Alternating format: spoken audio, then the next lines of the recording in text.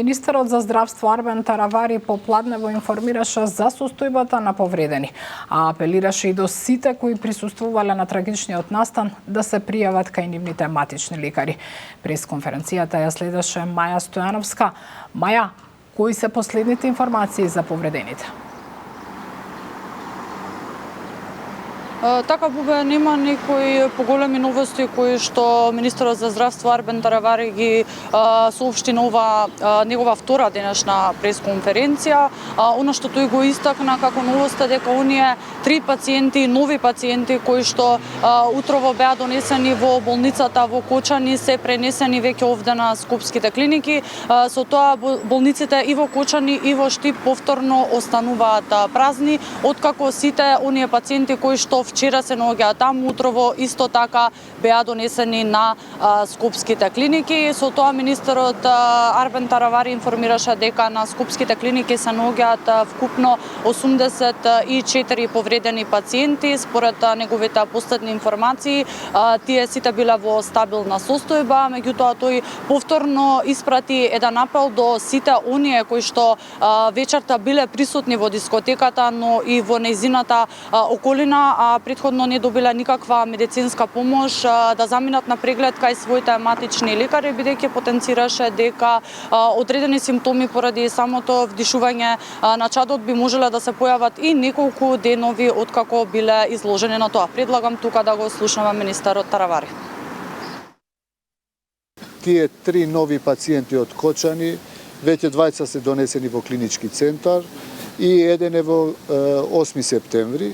Така да во Кочани и во Штип остануваат болниците без пациенти, значи тоа што ни беше и стратегија, сите пациенти да ги повлечеме во Скопје, постепено сите да бидат во клинички центар, значи третирани на ниво на терцијерно здравство.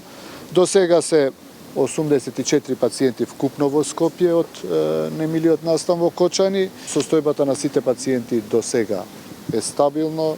Да се надеваме да нема компликации или влошување на состојбата. Маја, се знае ли каква е состојбата на повредените кои беа пренесени во странство?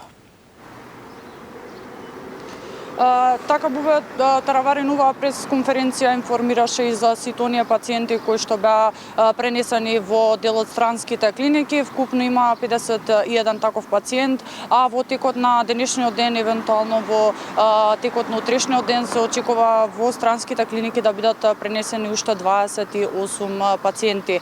Таравари информираше дека 20 од нив се уште во критична состојба. Овие пациенти кои што се во критична состојба се сместени во клиниките во Солун и во Софија. Таравари најаве дека токму утре ќе замини и ќе ги посети овие клиники и повеќе информации ќе соопшти по неговата посета.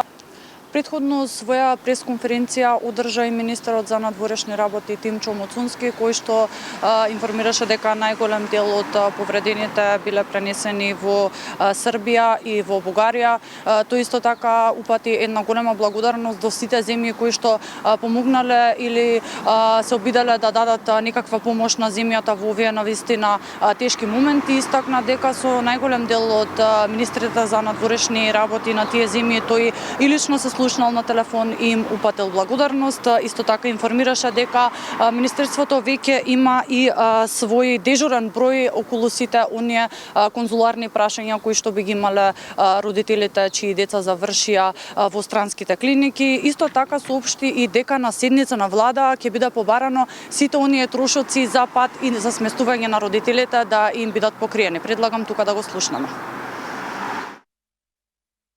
Поинтензивната комуникација со моите колеги за помалку од 12 часа од несреќата, првите пациенти беа на пат кон државите каде што веќе е започнато нивното лекување. На седница на влада ќе предложам од страна на службата за општи и заеднички работи да бидат покриени трошоците за пат и престој во странство за членови на семејствата на македонските пациенти што се лекуваат во странство. Така, заедно со министерот Таравари во посета на клиниката за пластична реконструктивна хирургија беше премиерот Христијан Мицкоски, кој исто така упати една голема благодарност до сите земји кои упатија помош, но тој упати голема благодарност до домашните здравствени работници за, како што рече, нивната несебична пожртвуваност.